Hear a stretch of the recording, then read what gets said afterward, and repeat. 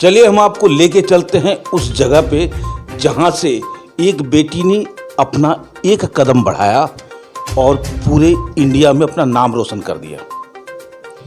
धनबाद की बेटी जी, मैं अंकिता बनर्जी की बात कर रहा हूँ, जो कभी सोची नहीं थी कि मैं वहाँ तक पहुँच पाऊँगी, लेकिन पहुँच गई।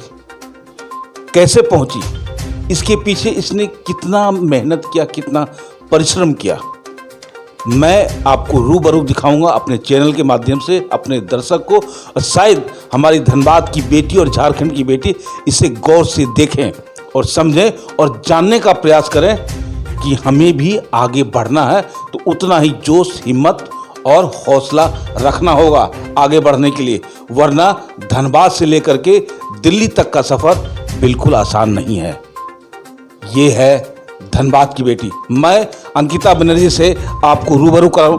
जी अंकिता जी, एक ही बताइए, सबसे पहला कि आपने जो कदम रखा इस इंडस्ट्रीज में, बहुत बड़ी इंडस्ट्रीज है, इसके पीछे क्या लॉजिक था? कहाँ से आपको इंट्यूशन मिला कि हमको ये काम करना चाहिए? मैं हमेशा से बहुत एंथुजियास्टिक एक पर्सन रही हूँ।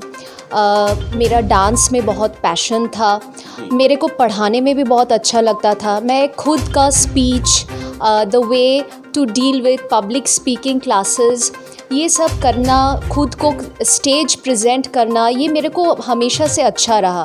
मैं बहुत सारा परफॉर्मेंस भी कर चुकी हूँ, तो हमेशा से ऐसा लगता था कि मैं कुछ एक्स्ट्रा ऑर्डिनरी कर सकती हूँ। तो जैसे ही मुझे ये प्लेटफॉर्म मिला तो मैंने सोचा कि ये अवसर को मेरे को ग्रैब करना चाहिए, तो इसीलिए मैंने इस पेजेंट में भाग लिया। एक सवाल। दूसरा सवाल ये है कि वहाँ जाने के बाद आपको किस तरह का ट्रेनिंग मिला और वहाँ परेशानी क्या आई और आपने क्या सीखा? जैसे मैंने पेजेंट में रजिस्टर किया तो 2-3 दिन बाद ऑडिशन में मेरा सिलेक्शन हो गया। जैसे सिलेक्शन हुआ तो हमारा लगभग 1 महीने तक बहुत सारा सेशंस चलता था, पर्सनल ग्रूमिंग सेशंस जिसको हम बोलते हैं। इसमें जैसे आपका personality development, physical development, mental health development, stress management, क्योंकि हम वर्किंग भी है, मदर्स भी है, तो इसके कारण बहुत सारा जैसे आपको मेंटली प्रिपेयर करना कि आप एक कंपटीशन नेशनल लेवल में जाने वाले हो, तो उसमें आपको किस तरह से खुद को प्रेजेंट करना है, तो इसका ट्रेनिंग शुरू हो गया था। लेकिन जब मैं वहाँ पे पहुँची, सबसे बड़ा बात जो मैंने वहाँ पे सीखा वो था be open, B emotionally open. तो बहुत सारे लेडीज़ थे वहाँ पे ऑल ओवर इंडिया से, और सब एज अ लेडीज़ लोग बहुत सारे प्रॉब्लम्स फेस करके आते हैं। तो आप अपना जो भी स्ट्रेस है, जो भी आपका बैकग्राउंड है, आपका फैमिली है, पहले तो जैसे हमें लगा ही नहीं था कि हम इतने बड़े कंपटीशन में हैं, क्योंकि इतना पॉजिटिव वाइब्रेशंस था। मेडिटेशन सेशन, उसके बाद आपका physical fitness session, dance session, ramp walking session, ये सब का लगातार आपका 2 दिन 13 घंटा 14 घंटा कंटिन्यू बैक टू बैक आपका सेशंस रहता था। ये होने के बाद 3rd और 4th डे में हमारा बेसिक सब कुछ शुरू हो गया, हमको जैसे मेजर करने का। तो और लास्ट डे में 28th में हमारा ग्रैंड फिनाले था, जिसमें बहुत सारा अटायर्स में हमें प्रेजेंट करना था खुद को, traditional round, show your power in black, उसके बाद जैसे क्वेश्चनर राउंड, ये सब हुआ। सबसे अच्छा राउंड आपको कौन सा लगा? क्योंकि मैं बहुत ट्रेडिशनल हूँ तो मुझे ट्रेडिशनल राउंड बहुत अच्छा लगा।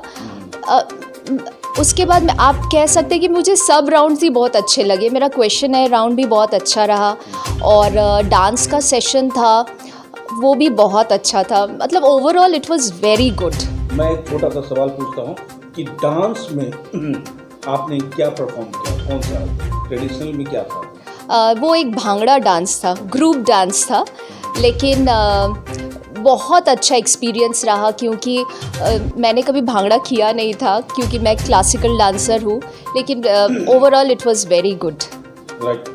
तो आपने देखा कि अंकिता जी ने अपना एक छोटा सा अनुभव हमारे दर्शक को बताया, साथ में बच्चियों को और जो बच्ची आगे बढ़ना चाहती हैं उनको एक प्रेरणा स्रोत देने का प्रयास किया।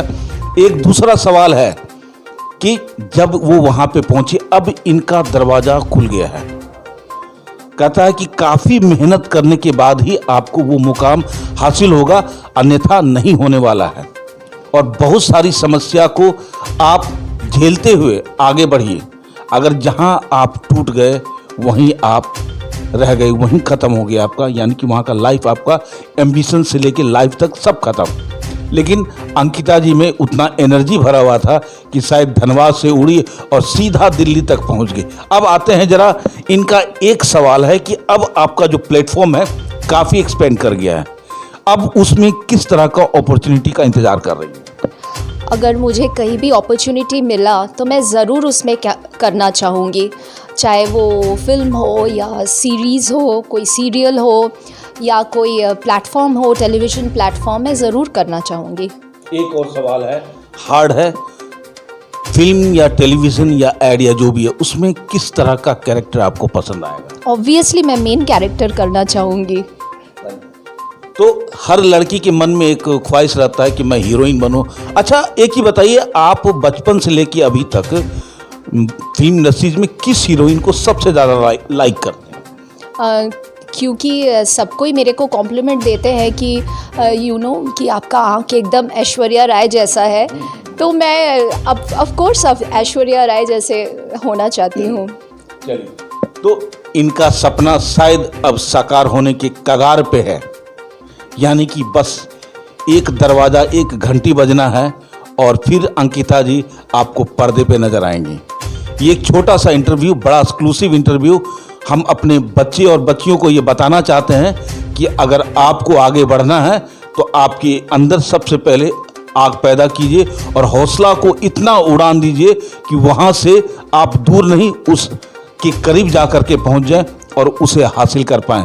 अंकिता जी का यही विश्वास, आज इनके परिवार वाले ने भी इनको पूरा सपोर्ट किया, पूरा धनबाद की जनता इन्हें सपोर्ट कर रही है, प्यार कर रही है और साथ में झारखंड का भी नाम रोशन करके अपने आप को ये साबित कर दी कि कोई लड़की अगर चाह ले या ठान ले तो वो उसे आगे बढ़ने से कोई नहीं रोक सकता है।